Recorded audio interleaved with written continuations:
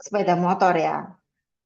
Seperti itu. Nah, yang berikutnya, yang ketiga adalah MDG. Jadi ada pengurangan 1 hari ya, dan ini bisa menambal dari kekurangan dari subsidi BBM ini tadi. Yang terakhir adalah WFH. Jadi WFH ini juga salah satu eh, anjuran ya bagi kita juga untuk adanya penghematan dari BBM. Itu. Nah, kalau kita melihat memang teman-teman yang mungkin di sini ada investasi di saham gitu ya. Nah, ini kita mengalami adanya penurunan yang cukup signifikan kemarin di LQ45 ada penurunan sekitar 14%. Kalau ini kan dari data terakhir ya, kalau mungkin sampai hari ini di atas 15% penurunannya. Tapi kalau kita lihat dari perang-perang yang sebelumnya, ini ada Irak War, sorry ya, ada Rusia Ukraina, ada Israel Hamas. Nah, ini juga ada penurunan teman-teman. Tetapi 6 bulan setelah dari perang itu ada kenaikan. Jadi di sini kita bisa lihat yang LQ45 kita, ini 1 bulan setelah dampak dari perang, ini ada penurunan, tetapi 6 bulan berikutnya itu ada kenaikan. Nah, kalau Bindo, ini obligasi teman-teman. Jadi obligasi akhir-akhir ini juga turun, 6 bulan kemudian setelah perang ada kenaikan yang cukup signifikan. Tetapi beda dengan perang Persia dulu ya, yang paling atas ini cukup lama ini untuk pulih gitu ya. Tapi data kita belum ada, jadi kita ambil data dari S&P 500 seperti itu. Tapi kita lihat di sini udah ada recovery ya dari 6 bulan setelah perang ini udah mulai mereda. Oke, kalau saham bagaimana saat ini IHSG turun terus gitu ya, kita mau invest kemana? Nah, kita punya 2 saham, di mana 2 saham ini ternyata di 1 tahun terakhir yang Asia Pasifik gitu ya, teman-teman bisa diversifikasi untuk ke mata uang US dollar, mau investnya ke Asia Pasifik juga bisa, mau masuk ke yang Golden Asia ini isinya adalah China dan India, ini juga bisa. Nah, ini 1 tahun terakhir kita mencapai pertumbuhan dari fund ini adalah 36%. Jadi cukup tinggi ya teman-teman dalam bentuk US dollar kita mencapai 36%, di mana kalau 6 bulan terakhir itu di 18%. Jadi ini cukup tinggi. Ini bisa menjadi salah satu alternatif diversifikasi ya. Jadi kalau sekarang kita bilang taruh di satu tempat itu kan kurang tepat ya. Mungkin jadi kita better diversifikasi ke ada ke mata uang lain atau ke alokasi aset yang lain atau ke negara yang lain seperti itu. Nah, kalau yang ini adalah data dari obligasi, teman-teman. Jadi kalau kita melihat obligasi, secara valuasi ya, ini memang saat ini perbandingan obligasi Indonesia dibandingkan dengan negara-negara yang lain, kita masih cukup menarik gitu ya. Dan kemungkinan Anda nggak kira-kira resiko atau volatilitas dalam obligasi ya, tentunya masih akan ada. Dan kalau misalkan memang perang ini udah mulai mereda, maka harapannya obligasi kita itu juga bisa mengalami penguatan. Nah, kalau kita melihat di sini ada salah satu valuasi ya, valuasi dari IHSG atau PE ratio itu berada di cukup di bawah saat ini, mirip seperti tahun 2025 kemarin. Nah, bahkan di bawah rata-rata dari 10 tahun ke belakang seperti itu. Jadi kita bisa ngambil peluang ini ya untuk stay investasi. Nah, kenapa sih kok perlu stay investasi? Kenapa kok nggak udah keadaan seperti ini udah kita diemin aja gitu ya, taruh aja di tabungan. Nah, karena memang yang harus kita hadapi sekarang itu adalah yang namanya inflasi, teman-teman.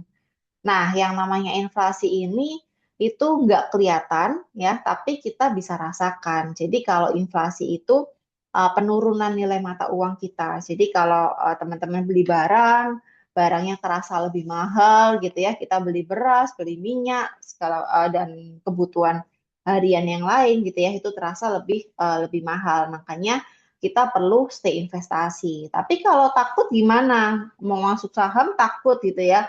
Oke, bisa teman-teman kalau mau masuk ke obligasi. Kita punya dua rekomendasi obligasi. Yang pertama adalah Manulife obligasi unggulan. Ini bisa memberikan fitur pembagian hasil investasi setiap bulan, sekitar 0,5%. Nah, yang dalam bentuk US dollar ada nggak? Ada.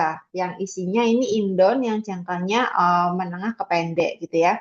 Nah, ini juga bisa menjadi salah satu alokasi investasi. Seperti itu. Kalau masih takut nih di saham takut, aku udah nggak mau takutlah untuk saat ini nggak mau masuk di saham dulu gitu ya.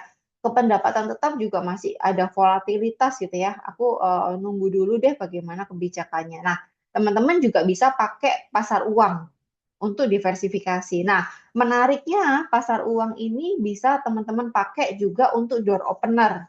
Jadi beberapa agent juga yang ada di Surabaya ya, ini menggunakan pasar uang kita itu untuk door opener ke customer-customernya. Jadi manfaatnya apa, tujuannya apa? Nah, kita punya dua, sorry, sebenarnya ada tiga ya, yang dana kas dan dana kas syariah bedanya apa? Sama-sama dalam mata uang US dollar, sorry, dalam mata uang IDR, tetapi yang satunya konvensional, yang satunya adalah syariah. Nah, yang satunya adalah yang ketiga itu adalah yang dalam mata uang US dollar. Jadi sekarang kita punya satu reksadana dalam mata uang US dollar yang bentuk yang isinya adalah pasar uang gitu ya. Nah, pasar uang itu apa sih gitu? Mungkin teman-teman di sini ada yang bisa bantu pasar uang atau yang tahu mungkin reksadana pasar uang itu apa seperti itu. Dan bagaimana sih volatilitasnya, naik turunnya? Mungkin ada yang udah pernah coba.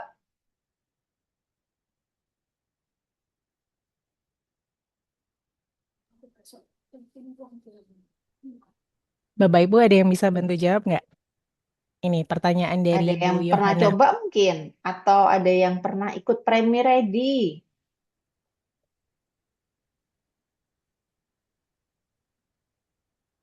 Oke, jadi kalau reksadana ini kan gampangannya gini teman-teman, kumpulan ya. Jadi kumpulan dari satu wadah yang ada kumpulan dari dana-dana dari investor, kemudian oleh manajer investasi kita investasikan lagi di mungkin tadi ada yang saham ya, jadi kita investasikannya di saham. Ada yang di pasar uang, sorry yang di obligasi kita investasikannya di obligasi. Nah, kalau di pasar uang, kita investasikannya adalah di yang tenornya kurang dari 1 tahun gitu. Jadi secara grafik atau secara risiko ini cukup stabil ya, jarang banget ada penurunan. Bahkan kalau kita lihat di story, kita nggak ada selama ini ya dari tahun 2009 gitu ya. Dari 2000 ya dari 2009 sampai ada data kinerja terendah pun di 2022 pun kita tidak mengalami negatif ya, kita tetap plus. Nah, kalau ditanya berapa sih return 1 tahun terakhir gitu ya? Di kisaran 4,4%. Jadi waktu kemarin itu sempat mencapai 5%, saat ini memang kan suku bunga turun signifikan ya. Ini di kisaran 4,4%. Nah, ketika kita ke klien, mungkin klien ada loh yang ada alokasi atau bingung gitu ya. Bagaimana sih alokasi kita, penempatan dana kita itu di mana aja gitu ya, dan bisa kita alokasiin untuk apa. Nah, salah satunya mungkin saya sedikit cerita ya. Ada salah satu agent di sini, door openernya ini menggunakan reksadana pasar uang, teman-teman. Nah, dari reksadana pasar uang ini tadi, eh, nasabahnya alokasi dana nih ceritanya. Oke, karena kan memang dibandingkan dengan dia taruh di deposito yang dia nggak bisa cair sewaktu-waktu, dan kalau secara return dia melihat oh oke lah 4,4%, 4,5% net gitu ya. Itu kan masih setara dengan 5% lebih bunga deposito, dan ini bisa ditarik sewaktu-waktu dengan kurang lebih 1 sampai 2 hari kerja itu sudah masuk rekening. Nah, ini menjadi salah satu solusi investasi.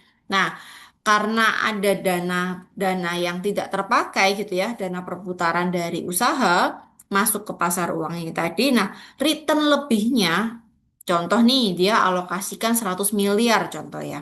Nah, dia dapat 4,4% dari 1 tahun ya, dari 100 miliar ini tadi. Berarti dapatnya sekitar 4,4 M. Nah, dari dana ini tentunya kan teman-teman bisa cross sell ya.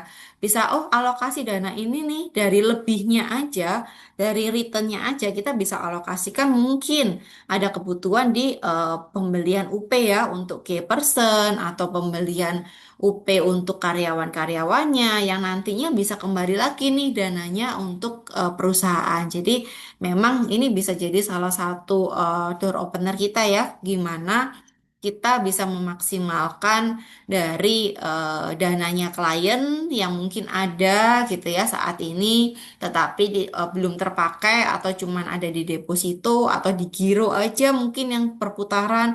Nah, bisa kita bantu memaksimalkan di sini teman-teman. Jadi dari hasilnya, dari returnnya bisa loh untuk mungkin membayar dari asuransinya klien gitu ya. Jadi klien bisa merasa oh, aduh asuransi saya udah nggak perlu saya keluar duit lagi nih tahun ini gitu kan. Nah itu bisa. Nah kita juga fasilitasi dengan program Premi Ready. Jadi Premi Ready itu kliennya teman-teman udah nggak usah pusing gitu ya, diinvestin dananya berkembang dan tiap tahun udah di auto debit atau dipotongkan dari reksadana yang mereka miliki seperti itu. Nah mungkin dari teman-teman ada pertanyaan nih sampai sini. Mungkin Ada ada pertanyaan. pertanyaan di kolom chat Bu Iya, Yohana. reksadana terkait. Oh, oke. Ini Pak Daniel. Silakan Ya, Pak Daniel. Ya, sorry, mau tolong Yes. tanya, Bu. Ya. Mengenai, pertama yang mau tanya saya mengenai obligasi ya. Oke. Kan Ibu bilang tadi, sorry ya Bu, sebentar, saya lupa. Iya, nggak Eh, apa-apa. kan waktu perang malahan ada obligasi, ada kemungkinan naik kan Bu. Kan gitu. Yieldnya Pak. Yieldnya. Yieldnya, oh Mm-mm. Timbal hasilnya. oke, Mm-mm. imbal hasilnya. Saya kan jujur saya memang benar-benar buta soal ini nggak paham. Mau tanyanya gini, kan obligasi itu kan surat utang kan, betul ya? Betul, betul. Surat utang. Jadi kalau misalnya gampangannya, ini menurut pendapat saya loh, saya kurang paham beneran, saya nggak ngerti soalnya. Eh, kalau orang tuh utang, risiko kan, misalnya saya jual surat utang, berarti nih risikonya kan saya semakin berisiko toh kan, uang kondisi sekarang kan Betul, ada kemungkinan saya nggak bisa bayar kan. betul. Kenapa kok nilai yield-nya naik, Bu? Kan harusnya turun ya. Oke, oke. Gimana ya itu? Nah, Ya, nggak apa-apa, Pak. thank you. Saya coba bantu kasih ilustrasi simpel ya, Pak ya. Contoh nih, Iya. Yohana, tahun ini ada ini ada pinjam nih ke Pak Daniel gitu ya. Pak, saya butuh dana untuk pembiayaan perusahaan 100 miliar misalkan dengan bunganya 5%. Oke. Nah, di 3 tahun kemudian saat jatuh tempo, kan saya harus mengembalikan bunga 100 miliar tadi, Pak. Dengan bunga 5% ya, Pak. Iya, iya, iya. Oke. Nah, kemudian ternyata saat 3 tahun kemudian masih banyak pembenahan di perusahaan saya, Pak. Jadi saya menambah alokasi atau saya benar-benar lagi butuh dana nih, ya kan perusahaannya atau negaranya lagi butuh dana. Akhirnya, oke, saya mau menerbitkan 500 miliar surat hutang. Mm-mm. Nah, tetapi Oke, kalau oke. saya kasihin bunga 5% dengan keadaan sekarang, Bapak nggak mau. Kenapa nggak mau? Nah, kan sekarang saya dapat di negara lain, saya dapat di bank, dapatnya sekian, gitu ya, lebih tinggi, misalkan 5,5%. Nah, oke, saya menerbitkan Hmm. surat utang yang kuponnya 6%, Pak. Agar apa?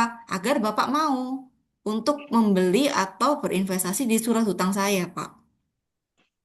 Begitu Oh, seterusnya. gitu ya. Jadi justru Hmm.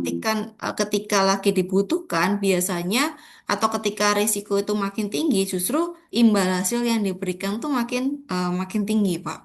Seperti itu. Oh, justru semakin kondisi ekonomi tidak bagus, untuk yield-nya yang di Untuk menarik investor untuk narik ke kita, bisa aja, Bapak saya kasih 7% deh, Bapak invest ke kita, gitu. Beli obligasinya kita, gitu, Pak. Oh, gitu ya ya. Oke oke.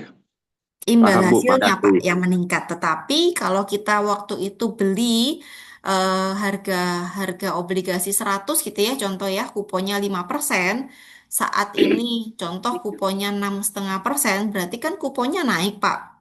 Nah, Ya, otomatis harga saya yang 100 ketika saya mau jual hari ini, orang ketika mau beli, wah, yang ini kuponnya 5%. Ya udah, kalau mau saya harganya harga 95 aja ya gitu.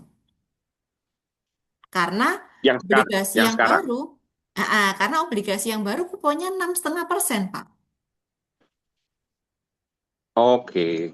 Gitu. Jadi harga Makanya, obligasinya turun, tapi yield-nya naik betul, gitu. betul. Iya, gambarannya seperti itu, Pak. Simpelnya. Iya, iya, iya. Makasih banyak Bu Yana. Iya, sama-sama, Pak. Ibu izin ada pertanyaan di kolom chat Bu Oh Yohana. ya, bisa dibacakan saja. Oke, dari Pak Rain Musa. Mm-mm. Pasar uang ini apakah jenis investasinya dalam bentuk reksadana aja atau apa saja jenis investasi untuk pasar uang?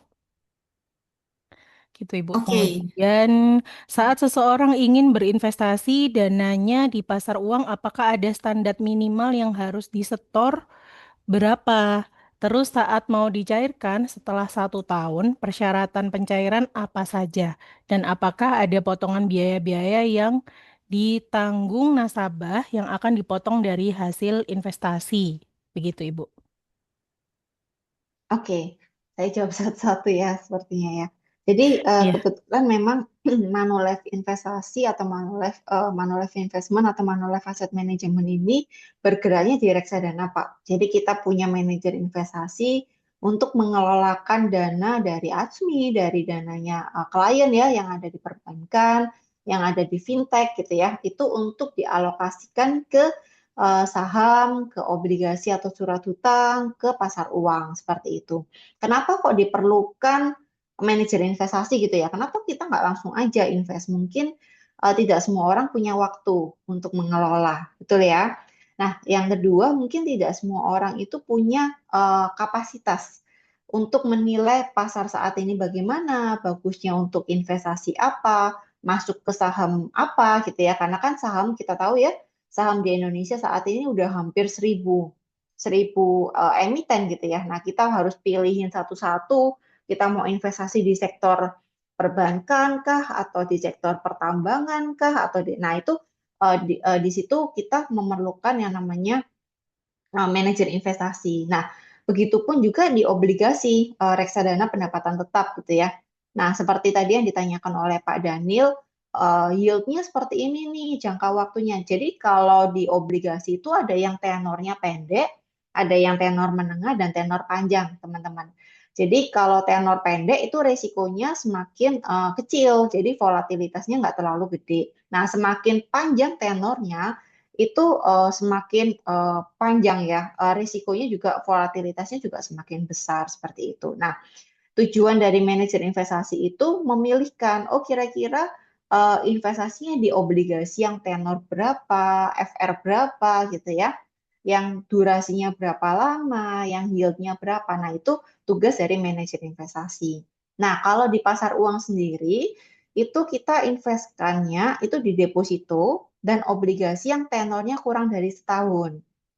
Bukan berarti klien baru setahun baru boleh tarik, bukan. Jadi kita investasinya itu di obligasi yang tenornya kurang dari setahun. Dalam arti kita ambil yang paling aman. Kenapa? Karena kalau obligasi itu ketika dia jatuh tempo akan kembali ke harga 100.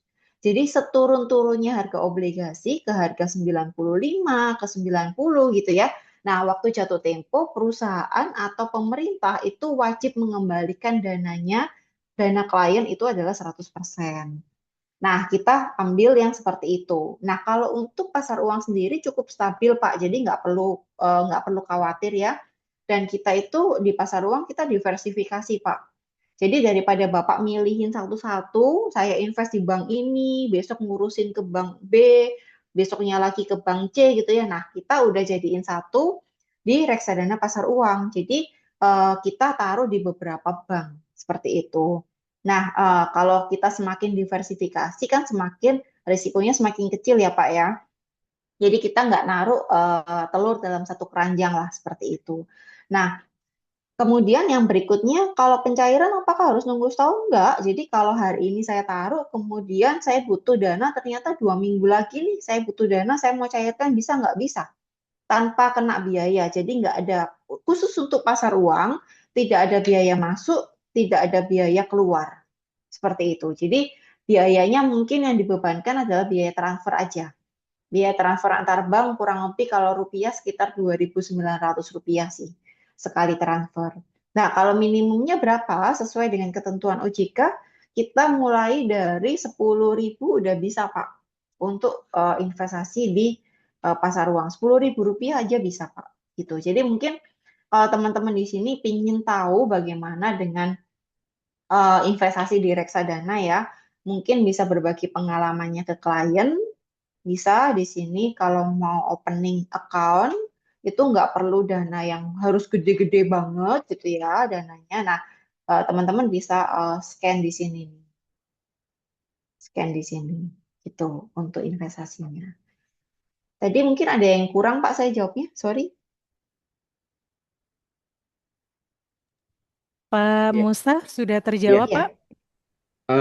iya. Kebetulan kan saya fokus menanyakan untuk pasar uang memang. Eh, betul. ini pasar uang kan jangka otomatis kan jangkanya itu di bawah 1 tahun seperti yang udah dijelaskan tadi ya, sehingga banyak juga nasabah yang pengennya itu dalam jangka pendek dananya mereka karena sewaktu-waktu mereka butuh. Nah, Betul Pak. ini tadi betul ya bahwa kalau pasar uang ini di Mami sendiri itu dimainnya di dua ya, seperti deposito aja sama obligasi Iya, ya Bu ya. investasinya di deposito dan obligasi yang tenornya kurang dari 1 tahun, Pak. Kalau obligasi yang tenornya di atas 1 tahun, jatuhnya namanya reksadana pendapatan tetap Oh, atau nah sekarang reksadana kalau obligasi. ya saya mau tanyakan, kalau misalnya nasabah kan mengambil yang tenornya itu 1 tahun, itu kalau misalnya dia nariknya nanti setelah tahun ketiga nanti otomatis diperpanjang terus gitu ya Bu? Kalau reksadana itu kita nggak ada tenor sih Pak. Jadi kita Oh bedanya tidak. dengan deposito, kita nggak ada, kita bilang di depan nih saya maunya 3 tahun, 3 bulan, 6 bulan, setahun gitu ya. Eh, nggak seperti itu sih Pak gitu. Karena kalau reksadana itu kita mau reksadana saham, mau reksadana obligasi atau pasar uang sekalipun, kita bisa ambil investasi kita itu anytime Pak gitu. Kita bisa tarik dana investasinya. Memang butuh proses untuk pencairan. Kalau pasar uang tuh sekitar 1 sampai 2 hari kerja aja udah cair. Tapi Bapak mau cairkan kapan aja bebas, Pak. Seperti itu. Oh gitu. Berarti nasabah Mm-mm. boleh kalau misalnya kan ini dapat laporan setiap anggaplah mungkin setiap tahun gitu ya Bu ya. Tiap hari, Pak. Oh tiap Setiap hari. Nah kalau hari misalnya nasabah nasabah bisa merasa melihat itu profit, kenaikan harga. Betul, karena bunganya harian, returnnya harian, Pak. nah kalau itu Gitu. nasabah merasa Hmm. profit, dia bisa lanjutin terus karena kan kapan Bisa. dia narik tergantung nasabahnya gitu ya Bu ya. Betul, Pak. Iya, betul. Ah, Gitu. oke. Nah, returnnya itu, Pak, yang kita bisa manfaatkan sebetulnya.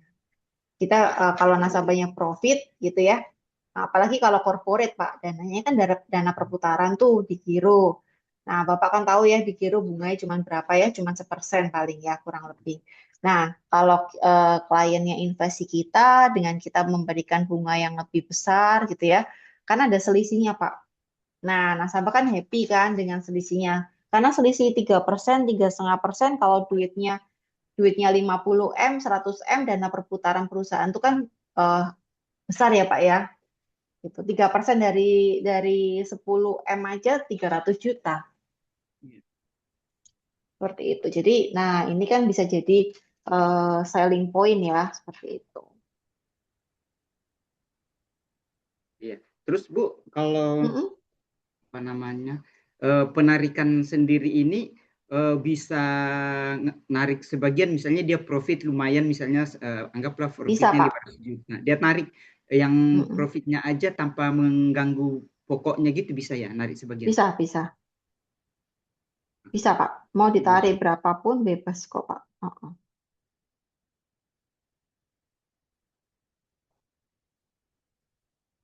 Ada kriteria nggak untuk main di investasi ini, karena biar jadi salah satu tambahan buat kita, kapan sih waktu yang tepat untuk berinvestasi di pasar uang ini ya?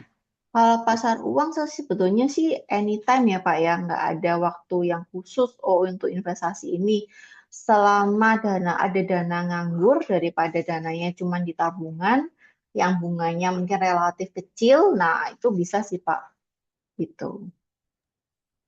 Biasanya sih saya menanyakan ya ke klien saat ini dana perputarannya itu ada dialokasikan di mana, seperti itu. Dan untuk returnnya mungkin dapatnya berapa. Nah, mungkin kita bisa sebagian lah diversifikasi dari kan daripada di giro mungkin ya sebagian ada dananya nih, contoh 100 miliar nih di giro untuk perputaran. Nah, kan 100 miliar ini kan tentunya tidak dipakai keseluruhan ya, Pak ya. Atau ada nasabah kita yang stay di tabungannya 1 miliar misalkan. Nah, dana ini tadi kan daripada stay diem aja, ya udah kita alokasikan, mau sebagian boleh ke pasar uang seperti itu. Jadi harapannya kita datang ke klien, kita membawakan return atau kita membantu klien untuk memaksimalkan nilai investasinya dia. Kenapa kok kita harus berinvestasi atau kita harus mencari return yang lebih maksimal ya dengan mungkin yang risiko yang juga terbatas juga ya.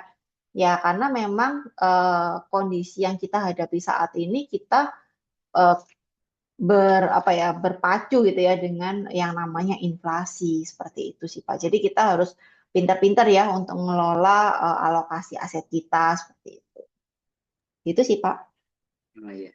Bu, kalau kita Mm-mm. sebagai agen ada nasabah yang mau berinvestasi murni misalnya di pasar uang gini, ada profit buat agent nggak?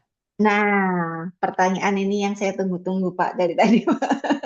Jadi kalau ada Pak, jadi kebetulan memang dari Chan ya dengan kita itu ada kontrak ya saat ini ya kita lagi urus ya mungkin bisa selesai ya harapan kita sih udah kita bisa selesai di bulan depan Pak. Jadi teman-teman mungkin ada klien-kliennya yang mau masuk di saham dan di obligasi itu bisa teman-teman. Itu mendapatkan komisinya di depan ya. Jadi kliennya nggak kena biaya apa-apa di depan. Tapi kalau untuk saham dan obligasi karena kan memang kita sarankan investasinya ke jangka yang menengah ke panjang ya Pak ya. Jadi memang kita berikan fitur setelah 1 tahun dia juga bisa cairkan tanpa biaya Pak setelah 1 tahun dan agent bisa mendapatkan komisi di depan jadi ketika 1 bulan sih biasanya setelah di bulan itu klien masuk jadi misalkan nih klien masuk di bulan April nah nanti kita akan hitung di bulan Mei seperti itu Pak. Nah dapatnya berapa? Dapatnya sekitar 0,9% belum potong pajak seperti itu di depan. Nah, tetapi beda dengan pasar uang, karena pasar uang fitur dari ketentuannya itu tidak boleh ada biaya masuk dan tidak boleh ada biaya keluar kapanpun, walaupun itu 2 minggu ke depan, 1 bulan ke depan gitu ya. Nah, fitur yang kita share ke agent itu tentunya ada perbedaan. Nah, yang di sini ada salah satu mungkin teman-teman ada nih yang mau masuk di pasar uang nominalnya cukup besar gitu ya 100 miliar atau 50 miliar atau 10 miliar gitu ya. Nah ini harapan kita setelah mungkin kliennya masuk atau mungkin teman-teman ada yang mau mengikuti sertifikasi namanya WAPERT, nah itu bisa teman-teman ambil dulu sih gitu. Tapi kalau teman-teman, oh aku nggak ngambil WAPERT dulu deh, nanti ketika ada yang kliennya udah mau masuk, baru aku mau ngambil Wapert gitu ya, ya boleh-boleh saja sih seperti itu. Nanti kita tetap bisa hitungkan. Seperti itu sih Pak. Nah, kalau pasar uang, karena memang revenue-nya ini ya secara manajemen fee ya itu lebih lebih lebih sedikit ya dibandingkan dengan saham ataupun obligasi. Itu karena kan return-nya ya kurang lebih sekitar 4% ya. Kan isinya cuma deposito aja kan sama obligasi yang tenornya kurang dari setahun. Jadi dapatnya gambarannya ya, itu kalau 100 miliar, teman-teman bisa dapat sekitar 300 juta satu tahun. Jadi kalau saya sering cerita-cerita nih sama teman-teman gitu ya, kalau teman-teman kebayang ya, teman-teman yang ada di perbankan gitu ya, kalau teman-teman seper individu berdiri menjadi satu bank gitu ya, teman-teman bisa jual investasi, teman-teman bisa jual asuransi. Nah, kalau satu individu itu punya dana kelolaan 100 miliar gitu ya. Nah, teman-teman udah punya passive income yang pertama dari investasinya, yang kedua dari 100 miliar tadi yang saya jelaskan ya, kan ada return tuh, contoh returnnya sekitar 4%. Berarti kan ada 4 miliar kan, nah dari 4 miliar ini kan teman-teman bisa cross sell ya ke asuransi. Contoh nih, di asuransinya masuk 2 miliar atau 3 miliar gitu ya dari returnnya aja. Nah, itu kan juga bisa jadi income juga buat teman-teman. Seperti itu sih. Gitu ya. Kalau income dari asuransi mungkin teman-teman yang lebih jago lah. Kalau masuk 3 miliar, 4 miliar gitu dapat komisinya berapa gitu ya. Udah bisa kehitung kan. Gitu ya. Semoga bisa menjawab. Oke, baik. Ada pertanyaan lagi Bu Yohana di kolom chat Oke. dari Boleh. Pak Andi tadi udah terjawab ya Pak ya. Kemudian ada Bu Devi. Nanti yang Mm-mm. jelaskan produknya siapa Bu saat ke nasabahnya. Mungkin Oke. maksudnya apakah Bu Mm. Yohana ikut in charge gitu ya Bu ya? Benar. Jadi sebelum teman-teman mempunyai lisensi, jadi mirip mungkin kalau teman-teman punya AJI gitu ya. Nah, kalau sebelum teman-teman tuh punya lisensinya apa? Lisensinya WAPERT, WPPE, atau WMI. Tapi kalau untuk reksadana aja itu biasanya WAPERT aja cukup. Tapi kalau teman-teman yang dari bank punya WPPE atau WMI itu bisa ya untuk digunakan lisensi itu. Nah, kalau sebelum teman-teman mempunyai lisensi itu wajib untuk join visitnya sama saya. Boleh sama saya, boleh sama Bu Febri. Kalau rekan yang di Semarang itu juga ada. Jadi teman-teman yang baik yang di Jawa Tengah ataupun yang di Jakarta juga ada. Gitu. Jadi nggak usah ragu-ragu, chat aja ke kita, tanya aja ke kita. Mungkin diinfoinnya mungkin 3 hari sebelumnya ya. Contoh nih, saya mau visit ke sini, ke perusahaan ini nih, bisa nggak dibarengi untuk join visit gitu? Boleh sih. Tuh. Oke, baik. Kemudian ada lagi dari Pak Daniel, Bu. Bagaimana cara Mm-mm. ujian Wapertnya, Bu? Nah, ujian wapernya itu bisa pakai Teach Me. Jadi ada beberapa lembaga penguji ya, eh, pelatihan dan penguji itu bisa melalui Teach Me kalau kita kerjasama dengan ESG. Jadi ya dua ini sih untuk kalau teman-teman mau ujian seperti itu. Nanti bisa kontak ke saya aja. Oke, kemudian pas nih Bu, Mm, ada yang bertanya tentang Yes. kontaknya Ibu lah. Ini Bu Devi sudah terjawab ya Bu. Udah saya Udah ada yang siapkan. penasaran nih nomornya Bu Yohana, Bu Devi. Oke, boleh. Terjawab ya Bu. Jadi harapan saya dengan pertemuan hari ini mungkin kita akan ketemu lagi ya. Kita bisa ketemu lagi, kita bisa sharing lebih dalam lagi. Harapan saya teman-teman bisa memaksimalkan ya dengan keadaan yang seperti ini. Kita bisa bantu klien, memaksimalkan klien. Tentunya juga pasti akan memaksimalkan isi dompet kita juga ya. Seperti itu. Oke, baik. Bapak Ibu, yang lain mungkin selain yang di kolom chat, mungkin ada yang mau bertanya langsung. Saya mau bertanya boleh? Silakan Pak Andi. Boleh. Itu kalau nasabah jadi eh nasabah reksadana itu ada aplikasinya ya Bu ya? Ada websitenya, betul. Oh, dia berbasis web ya. Iya, Berarti dia bisa withdrawal lewat web juga. betul. Oh, iya, iya, iya, iya, iya. Itu bisa auto invest juga bulanan begitu. Misalkan saya mau ikut sendiri gitu bisa. Bisa.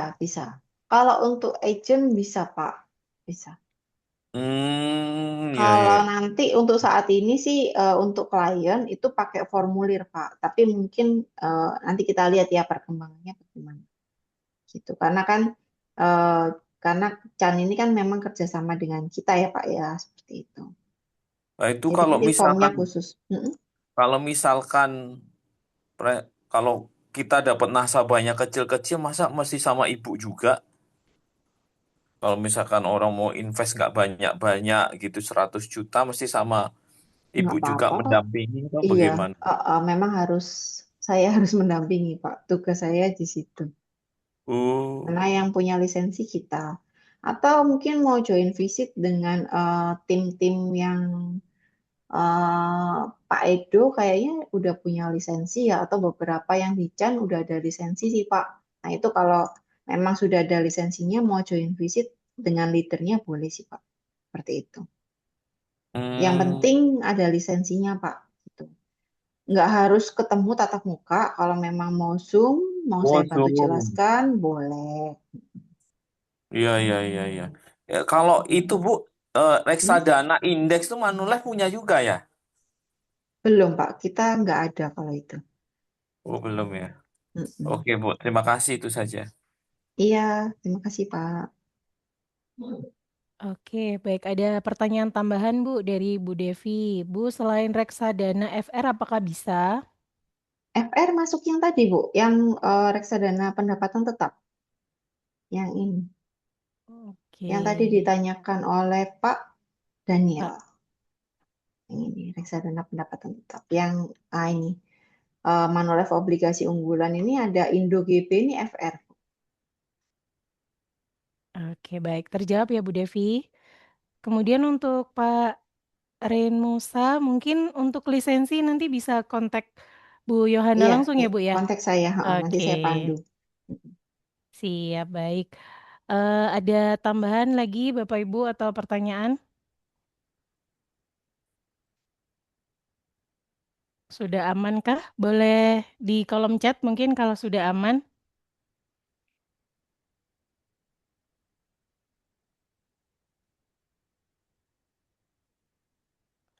Hening berarti bisa saya artikan aman sepertinya ya, Bu Yohana ya.